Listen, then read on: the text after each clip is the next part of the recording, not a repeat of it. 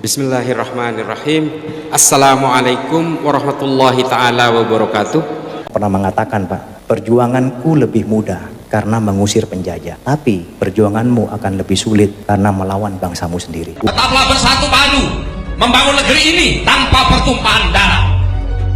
Kita betul-betul harus mempelajari agama itu secara komprehensif. Kalau keimanan menumpangi politik, ketika politiknya tumbang, keimanannya juga tumbang. Ada Pak Surya Paloh mengatakan politik identitas atau politisasi agama itu tidak selalu negatif, saya bantah. Kita tidak bisa menyamakan antara Jong Sumatera, Jong Celebes, Jong Java, Jong Ambon. Mereka berjuang untuk mengusir penjajah yang musuh bersama. Ini namanya politik integritas, bukan politik identitas. Kalau politik identitas itu adalah bangsa yang besar, massa yang besar dipecah-pecah untuk kepentingan dirinya sendiri dan untuk melawan musuhnya sendiri. Itu politik identitas. Politik identitas itu dimanapun akan merusak bangsa dan memecah belah. Sampai hari ini firqah khawarij masih hidup. Mulai dari awal. Jadi kalau ketika kita berbicara tentang politisasi agama, jangankan yang berbeda agama, Pak, yang seagama juga bisa berperang dan saling bunuh. Kita hari ini betul-betul terlena dengan mimpi-mimpi politik. Dan ini dijejali oleh orang-orang barat. Hizbut Tahrir kantor pusatnya di London. Mereka menyuarakan khilafah, tapi di Inggris mereka tidak sanggup. Mereka melakukan di negara-negara Islam menyuarakan khilafah seolah-olah ini adalah proyek masterpiece dari Tuhan. Dan kejahatan khilafah tidak bisa kita bantah. Silahkan baca buku Hakikatul Ghaibah, tulisannya Faraj Faudah dari Mesir. Gara-gara nulis begitu, Faraj Faudah dibunuh oleh Ikhwanul Muslimin. Dari semua pemahaman-pemahaman yang hari ini dijejalkan kepada kita oleh agen-agen khilafah ini seperti Felix Xiao, Ismail Santo, HTI, ex-HTI, dan juga Khilafatul Muslimin melalui JI, JAD, JAK, JAT, JAS, MMI, MIT,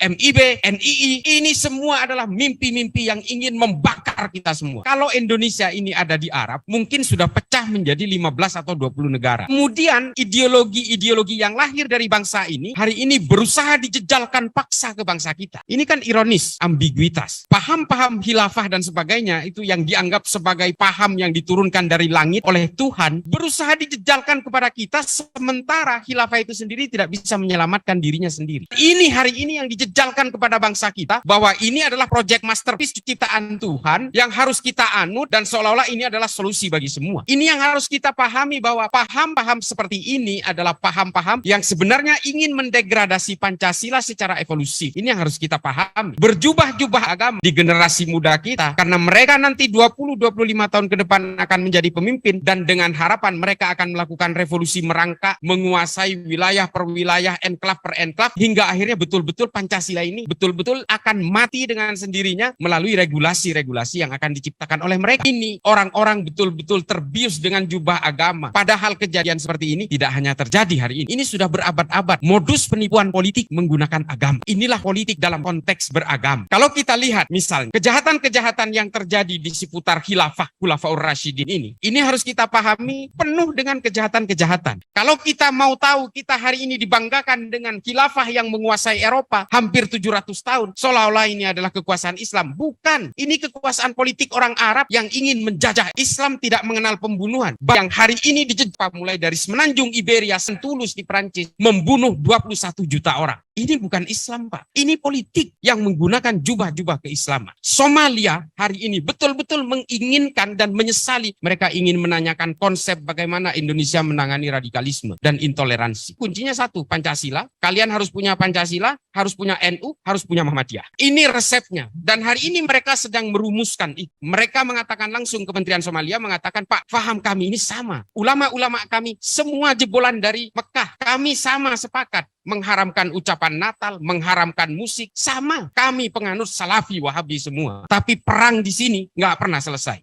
Tuh, ya inilah produk al-wala wal bara itu, membangun monoloyalitas dan membangun permusuhan sejauh mungkin dengan orang yang berbeda. Ini memang menjadi racun, Pak, yang akhirnya melahirkan proses takdir keimanan kita ini tergantung dari di mana kita dilahirkan. Lalu kemudian kita tidak boleh menganggap bahwa I'm the masterpiece. Kita semua manusia ini dilahirkan dengan harkat dan martabat yang sama tanpa kita harus melihat latar belakangnya.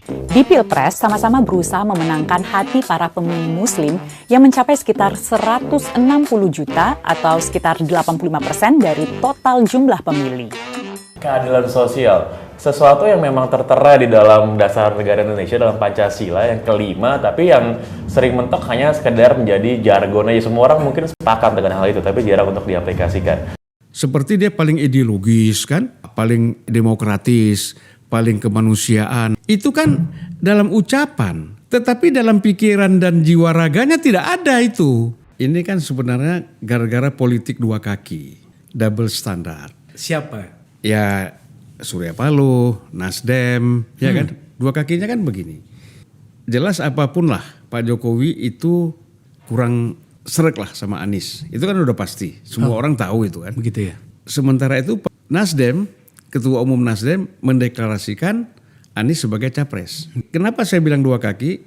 Mencalonkan Anies tapi mengharapkan juga mendapat keistimewaan atau mendapatkan keuntungan dari koalisi Pak Jokowi, terutama dari pribadi Pak Jokowi sebagai presiden. Ini kan nggak mungkin. Nah, saya selama ini mengeluarkan pernyataan-pernyataan selalu ingin mendudukkan ini kan secara proporsional supaya politik ini kita terbuka. Supaya kita harus politik itu bisa menentukan sikap. Politik itu nggak boleh dibangun dengan oportunis, ya kan, opportunity oke. Tetapi menjadi oportunis itu nggak boleh. Ya, nah ini saya lihat kadang-kadang kan orang selalu bicaranya seolah-olah dia tegas. Dubes Amerika Serikat diam-diam datangi kantor PKS. Apakah Anies akan dijadikan boneka Amerika Serikat untuk tahun 2024? Iya, kalau saya memandang pertemuan atau kunjungan dari Mr. Sung Yong Kim ini sangat-sangat signifikan ya. Katanya menjadi kunjungan ke partai yang pertama dilakukan oleh dia begitu. Dan kenapa dipilih PKS? Itu kan menjadi tanda tanya besar. Kita mengingat bahwa PKS selama ini digoreng oleh lawan politiknya itu sebagai partai dalam tanda kurung itu adalah partai radikal, juga partai yang menjunjung identitas seperti itu, dan juga sebagai Islam yang garis keras seperti itu. Tapi kenapa malah justru Amerika mendatangi PKS? Kita harus berpolitik atas nama Islam dan atas nama negara, atas demi keutuhan negara kesatuan Republik Indonesia. Mudah-mudahan ini bisa menjadi maslahat dan mudah-mudahan bisa menjadi manfaat bagi seluruh umat di dalam bangsa ini. Akhiran, ihdinas siratal mustaqim, wallahul muwaffiq ila aqwamit thoriq. Wassalamualaikum warahmatullahi taala wabarakatuh. Semoga Allah senantiasa menuntun kita di jalan yang diridhoinya. Aqulu qouli hadza, astaghfirullah li wa lakum. Wassalamualaikum warahmatullahi wabarakatuh. Terima kasih.